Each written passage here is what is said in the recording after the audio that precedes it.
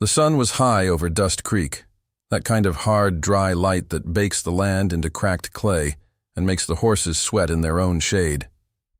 Down the rutted dirt road came the sound of wooden wheels creaking under the weight of something heavy. Eli Walker, the quiet middle son of the Walker ranching family, pulled up in a borrowed wagon behind a mule that looked as tired as he did. Without a word, he stepped down, unlatched the rear gate, and rolled off a rusted iron safe that landed with a thud in the dust. The thing was massive, 4 feet tall, solid iron, and uglier than sin. Its paint was long gone, eaten away by rust, revealing gears and hinges that looked fossilized. It could have come from a bank that got robbed in 1872, or a mine office lost to time. His brothers howled with laughter. "You buying scrap now, Eli?" Jesse said, arms crossed, leaning against the fence rail with a smirk on his sunburned face. "Is this your idea of a treasure chest?" Their younger brother Tommy just whistled. "Bet there's nothing in there but spiders and regret." Their pa, Boone Walker, stepped out from the corral, straw in his mouth and a sweat-stained hat shading his silvering hair. He gave the safe a once-over, then looked at Eli with the kind of tired disappointment that said more than words ever could. "You can't fix what's dead, son." Eli didn't flinch. Didn't argue. He just walked to the safe, wiped the dust off the front with his sleeve, grabbed the rusted handle with both hands, and started wheeling it toward the barn. "Suit yourself," Jesse called after him. "But when the rattlers move in, don't come crying." No one followed. No one helped. The safe disappeared into the shadowed barn, and life on the ranch went on.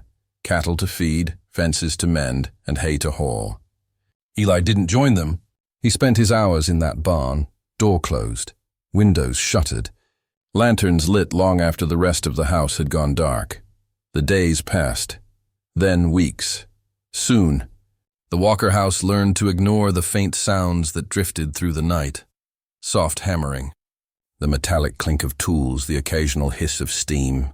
It became part of the background, like the coyotes yipping in the hills or the wind whispering through the cottonwoods. Eli came in for meals, silent and covered in grease. His hands were always black, his sleeves rolled up, and his eyes, normally soft and unreadable, had a kind of quiet fire in them now. Boone didn't ask questions. Jesse just rolled his eyes and kept his distance. Tommy started betting the neighbors on how long until Eli gave up and hauled the safe back to the junkyard. But one person did start to wonder, June Walker. Their younger sister had always had a streak of curiosity as wide as the Rio Grande. While the others mocked Eli, she started lingering outside the barn when he worked, listening, watching. She noticed the new tools arriving in the mail, heard the occasional muttered curse when something didn't fit right. Once she even saw a flash of blue light from beneath the barn door. She told no one, not yet, because while the rest of the Walker family saw a pile of rusted metal, June had the strange feeling her brother had found something more, something bigger. And whatever it was starting to wake up. By the time October rolled into Dust Creek, the days were getting shorter and the nights colder. The barn, once just a place for storing tack and feed, had become something else entirely, a workshop, alive with the strange music of metal.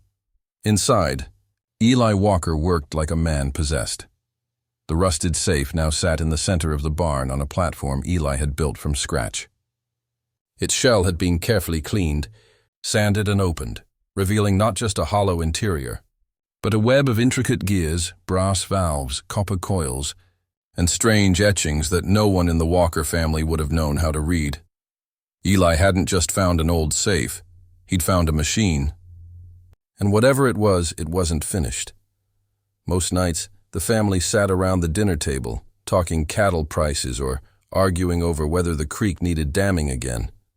But Eli barely spoke, ate in silence, then disappeared back into the barn before the last fork hit the plate.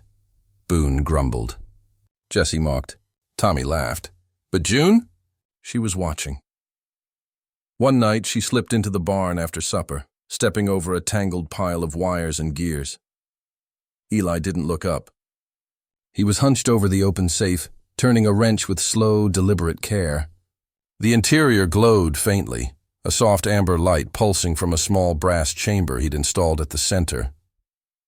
"You gonna tell me what this thing is?" June asked. He paused. "Set the wrench down." His face was tired, dark circles under his eyes, hands shaking from days without proper rest, but his eyes were sharp. "I don't know exactly," Eli said. "But it's not just a safe. It's some kind of engine or brain, or both." He reached into a drawer and pulled out a leather-bound journal, the pages covered in looping handwriting, diagrams, and codes. This was inside, hidden in a compartment behind the back panel. It belonged to a man named Bartholomew Graves. "Never heard of him," June said, stepping closer. "He was an inventor. A clockmaker from back east, according to the notes. He built this thing over 100 years ago, called it the Vault of Thought." June raised a brow. "That's dramatic." "Yeah, but it fits." Eli flipped to a page that showed a detailed schematic of the safe's insides, gears rotating in sequences, tubes feeding into chambers, and tiny stamps that looked almost like binary code. June ran her fingers over the aged paper. "What's it supposed to do?" Eli hesitated. "It converts steam into motion, sure, but there's more. There's a whole system of gears and levers that responds to patterns, inputs, like it's learning." "You're saying this thing can think?" "Not the way we do, but maybe in its own way. I think Graves built something ahead of its time. And it's been buried in rust until now." June looked at her brother, really looked at him. The grease, the calloused hands, the fire in his voice. For the first time, he seemed alive. Back at the house, Jesse stood at the window, watching the barn glow faintly through the night. "That boy's gonna burn the place down," he muttered to their father. Boone didn't answer. He lit his pipe and stared into the fire, but something in his eyes said he was remembering something. A time when he was young, when dreams didn't have to make sense. That night, the barn was quiet again, except for the steady hiss of steam and the soft clatter of gears turning. And as Eli turned the final screw on a new valve, something happened. A panel slid open on the side of the safe, one that hadn't moved in over a century. Inside was a second compartment, and resting within it was a brass key, shaped like a gear. The brass key was heavier than it looked. Eli held it in his palm, turning it slowly under the light of the hanging lantern. It was cold, but pulsing ever so slightly with warmth, as if it had been waiting for someone to touch it. June stood beside him, her eyes fixed on the safe. The glowing dials had begun to spin the moment the key was removed. Not wildly, just slowly, methodically, like the machine was breathing. "You sure this is safe?" she asked. Eli didn't answer right away. He was still studying the key's teeth, each one shaped like a cog, perfectly machined and impossibly precise for something over 100 years old. "I'm not even sure what this is," he finally said. "But safe? No, nothing worth building ever is." That night, while the rest of the Walker family slept, June returned to the barn alone. Eli had passed out in the corner on a pile of hay, the key still clenched in his fingers. The machine, the vault as Eli now called it, was humming softly. Not mechanical, not exactly. It was almost musical, like a lullaby played through pipes and gears. She approached it cautiously. The safe's front panel had changed. Where once there had been nothing but rust and rivets, now a small keyhole had revealed itself just below a set of interlocking dials. June's breath caught in her throat. The keyhole hadn't been there earlier that day. Something was changing. Something was responding. She crouched beside Eli and gently pried the key from his sleeping hand. He stirred but didn't wake. Then, taking a deep breath, she stood and slowly inserted the key into the hole. Click. Every dial on the vault spun at once. The sound was deafening in the still night. Metal grinding, pistons shifting, a sudden blast of steam shooting from a vent at the top.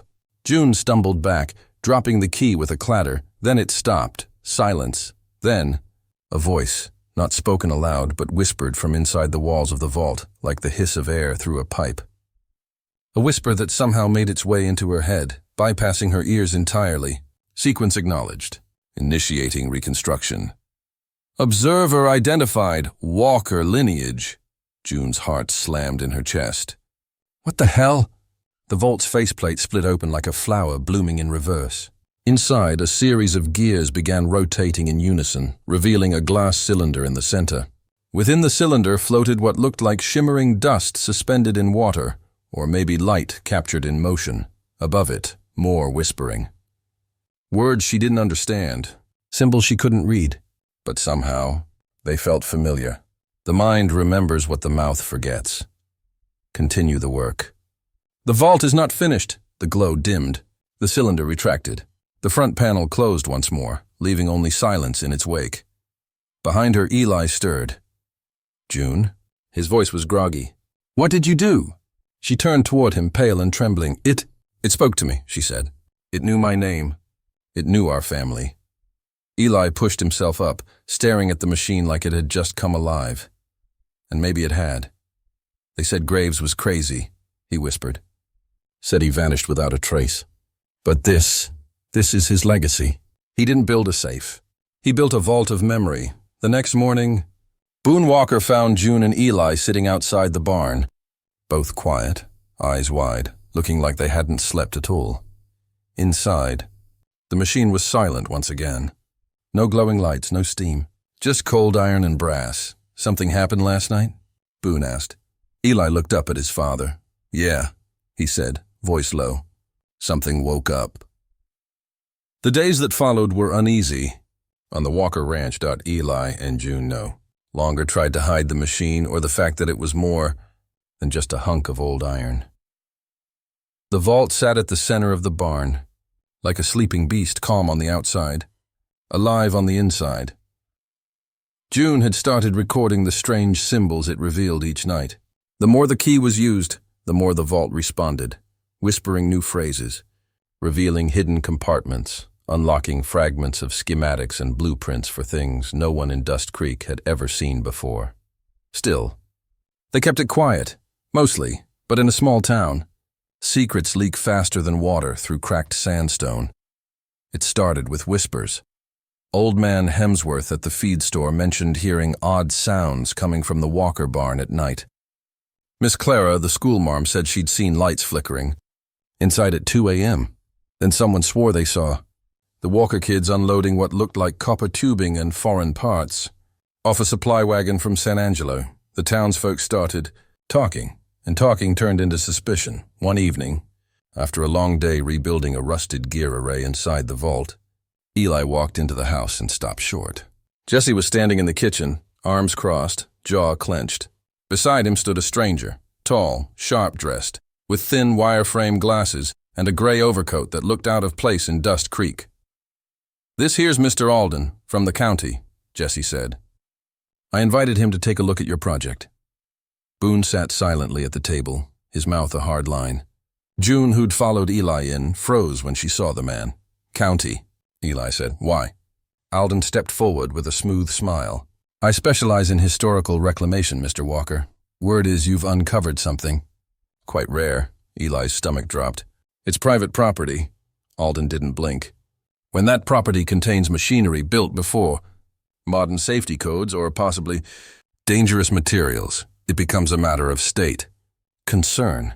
Eli stepped between Alden and the hallway that led to the barn.